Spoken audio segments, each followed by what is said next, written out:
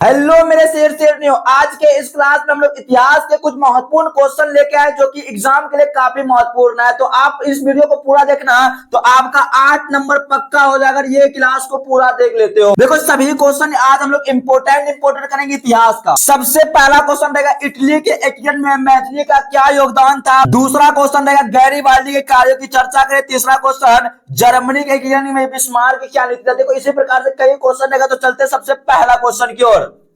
सबसे पहला क्वेश्चन है इटली के एकीकरण में मैजनी का क्या योगदान है।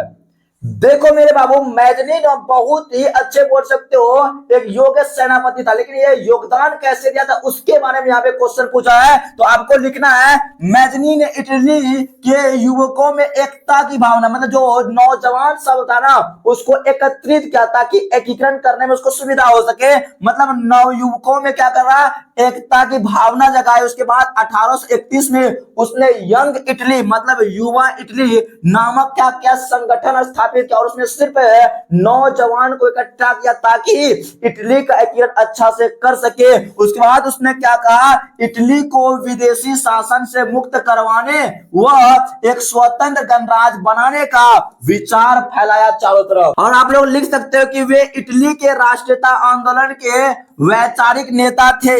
हालांकि उनके प्रयासों से प्रत्यक्ष एकीकरण नहीं हुआ, लेकिन उन्होंने जनता में क्रांति की चेतना जगाई थी। कौन? मैजनी। अगर आप इस प्रकार से लिख देते हो तो आपका 2 नंबर जो है ना कोई नहीं काटेगा। चलो मेरे स्टूडेंट्स अब दूसरा क्वेश्चन की ओर चलते हैं। दूसरा क्वेश्चन है कि गैरीबाल्डी के कार्यों की चर्चा करें। देखो गैरीबाल्डी ने क्या क्या काम किया था उसके बारे में आपको पूछा जा रहा है। तो आपको लिखना क्या है कि गैरीबाल्डी एक महान देशभक्त सैनिक वो क्रांतिकारी नेता था। कौन? ये देख सकते हैं गैरीबाल्डी जो था ना बहुत ही महान देशभक्त सैनिक था, क्रांतिकारी क्या था, नेता था। उसके बाद आप लिख सकते हो उन्होंने रेड शटर मतलब लाल कमीजधारी नामक सेना का क्या किया था, गठन किया था। कौन? गैरीबाल्डी क्या किया था, रेड शटर्स मतलब नामक सेना का गठन किया था और उन सिसिली एवं नेपल्स जीतकर इटली के राजा विक्टर इमैनुएल को क्या कर दिया था, सौंपा था। मतलब ये इसका कार्य हो गया। सिसिली और नेपल्स को जीतकर इटली के राजा विक्टर इमैनुएल को दिया था। किसने?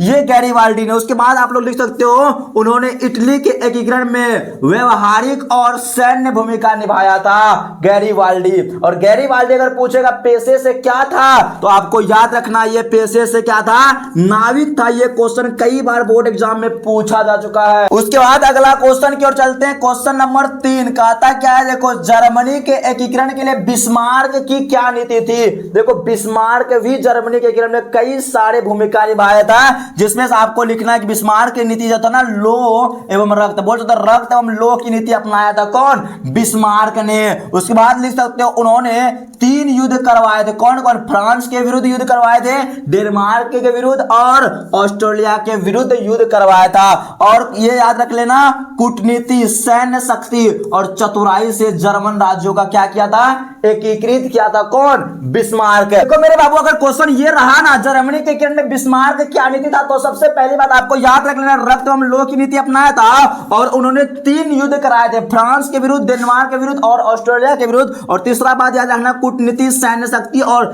चतुराई से क्या किया था, जर्मनी का एकीकरण में ये मदद किया था। कौन? बिस्मार्क ने। अगला क्वेश्चन अगर पूछेगा मैजनी कौन था, सबसे इंपॉर्टेंट क्वेश्चन और कई बार एग्जाम में पूछा भी गया है कि मैजनी कौन था। याद रखना मैजनी जो ना योग्य सेनापति के साथ साथ है। याद रखना मैजनी एक इतालवी क्रांतिकारी राजनीतिक विचारक था और यंग इटली संगठन के संस्थापक भी थे। कौन? इटली के संस्थापक, यंग इटली के संस्थापक कौन था, ये मैजनी था। और वह इटली में राष्ट्रीयता, लोकतंत्र और एकता के प्रचारक भी थे।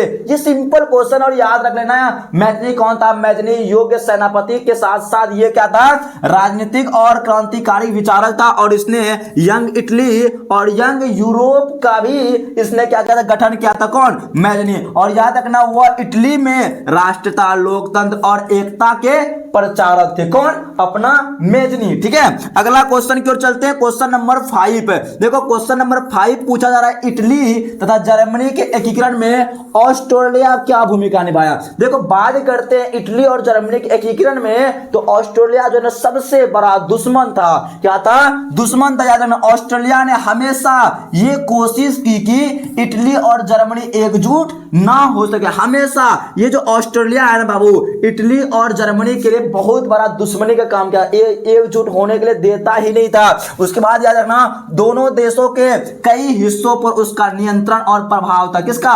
ऑस्ट्रेलिया का। और याद रखना, ऑस्ट्रेलिया के विरुद्ध युद्ध ने एकीकरण प्रक्रिया को नीति या गति दिया। कौन? युद्ध किया, तब जाकर के ये इटली और जर्मनी जाकर के एकीकृत हुआ, मतलब आजाद हो पाया। याद रखना ये तीनों बातें कि इटली के और जर्मनी के एकीकरण में ऑस्ट्रेलिया क्या क्या भूमिका निभाई, मतलब ऑस्ट्रेलिया तो दुश्मनी का काम किया। ये बातें आपको याद रखना है। उसके बाद छठा क्वेश्चन है, वियना कांग्रेस के 2 उपलब्धि। देखो वियना कांग्रेस जो हुआ था उसका क्या क्या उपलब्धि था। सबसे पहली बात आप बता दो, वियना कांग्रेस कब हुआ? अगर आपको पता है तो जल्दी से बता दो। इसकी 2 उपलब्धि है। पहला, यूरोप में शांति एवं शक्ति संतुलन स्थापित करना। कहां पे?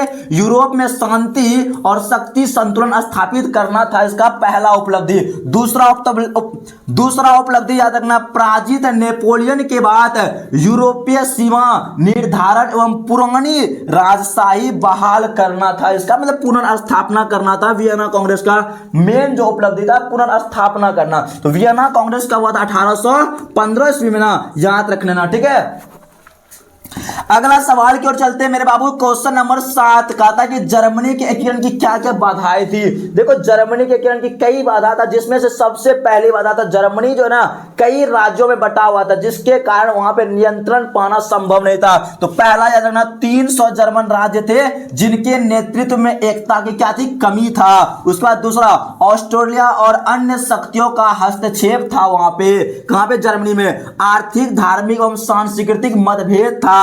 प्रांतों के बीच आपसी प्रतिद्वंदिता था। और यहाँ पे जो खेती बाड़ी होता है ना, बंटवारा किया हुआ था। मतलब ऐसा नहीं कि खेत एकजुट करके छोटा छोटा खेत बना हुआ था, जिसके कारण वहां पे खेती करना भी बहुत कठिन होता है। ये था जर्मनी के एकीकरण की मुख्य बाधा है। ठीक है, अगला क्वेश्चन की ओर चलते हैं। क्वेश्चन नंबर 8 बहुत इंपॉर्टेंट है ये क्वेश्चन। कहता कि स्वर्णिम मध्य वर्गीय नीति का अवलंबन किसने और क्यों किया। ये क्वेश्चन है बाबू, स्वर्णिम मध्य वर्गीय नीति का अवलंबन किसने किया। याद रख लेना, इस नीति का अनुसरण बिस्मार्क ने किया था। मतलब स्वर्णिम मध्य वर्गीय नीति का अवलंबन पूछेगा किसने किया, तो बिस्मार्क ने किया था। कहां पे? जर्मनी में किया था। ठीक है, इसका उद्देश्य मध्य वर्ग को अपने पक्ष में रखना तथा समाजवादियों के प्रभाव को कम करना था। अगर स्क्रीनशॉट लेना चाहते हो तो ले लेना। क्वेश्चन पूछा था स्वर्णिम मध्य वर्गीय नीति का अवलंबन किसने किया, तो याद रखना बिस्मार्क ने किया था। कहां पे किया? याद रखना जर्मनी में किया था। ठीक है, इसका उद्देश्य क्या था? देखो इसका मेन जो उद्देश्य था ना बाबू, देखो इसका मेन जो उद्देश्य था ना, मध्य वर्ग को अपने पक्ष में रखना तथा समाजवादियों के प्रभाव को कम करना इसका उद्देश्य था। अगला क्वेश्चन की ओर चलते हैं। क्वेश्चन नंबर 9 का था कि वियना कांग्रेस का क्या उद्देश्य। देखो वियना कांग्रेस का क्या उद्देश्य था, यह भी क्वेश्चन इंपॉर्टेंट है, याद रख लेना। नेपोलियन युद्धों के बाद यूरोप की सीमाओं का पुनर्निर्धारण करना, यह जो था इसका मेन उद्देश्य था। बोल सकते हो नेपोलियन युद्धों के बाद जो ना यूरोप की सीमाओं का पुनर्निर्धारण करना, उसके बाद राजाओं को पुनर्स्थापित कर पुरानी व्यवस्था क्या करना, बहाली करना था। वियना कांग्रेस का मेन उद्देश्य था। और वियना कांग्रेस कब हुआ ये हमने बता चुके हैं आप लोगों को। ठीक है, अगला क्वेश्चन यहां से है 10वां नंबर। कहता कि जालवेरिन का गठन क्यों हुआ। देखो जालवेरिन एक संस्था थी किसकी, व्यापारियों का, लेकिन क्वेश्चन पूछा कि गठन इसका क्यों हुआ, जालवेरिन का गठन आखिर क्यों हुआ। यह क्वेश्चन इंपॉर्टेंट है एग्जाम के लिए, तो याद रख लेना। जर्मन राज्यों के बीच आर्थिक एकता लाने के लिए जालवेरिन की गठन हुआ था। मतलब जालवेरिन संस्था की क्या हुआ, गठन हुआ। किसके लिए, जर्मन राज्यों के बीच आर्थिक एकता लाने के लिए। उसके बाद कर मतलब टैक्स को हटाने के लिए और आंतरिक व्यापार को बढ़ावा देने के लिए जालवेरिन संस्था का क्या हुआ था, गठन हुआ था। यहां पे देखो जालवेरिन का गठन इसलिए हुआ क्योंकि इसका उद्देश्य जर्मन राज्यों के बीच आर्थिक एकता लाना और कर मतलब टैक्स और आंतरिक व्यापार बाधाओं को समाप्त करना बना था? यह 1934 ईस्वी में प्रशिया के नेतृत्व में गठित एक सीमा शुल्क संघ था। कौन? जाल्बेरिन, जिसने जर्मन राज्यों को एक आर्थिक संघ में जोड़कर औद्योगिकरण और व्यापार के विकास को बढ़ावा दिया, जो जर्मनी के राजनीतिक एकीकरण की नींव बना। देखो यही दोनों बातें अगर आपको याद हो जाएगा तो काफी है कि जाल्बेरिन एक संस्था थी व्यापारियों की, और इसका गठन क्यों हुआ याद रख लेना, जर्मन राज्यों के बीच आर्थिक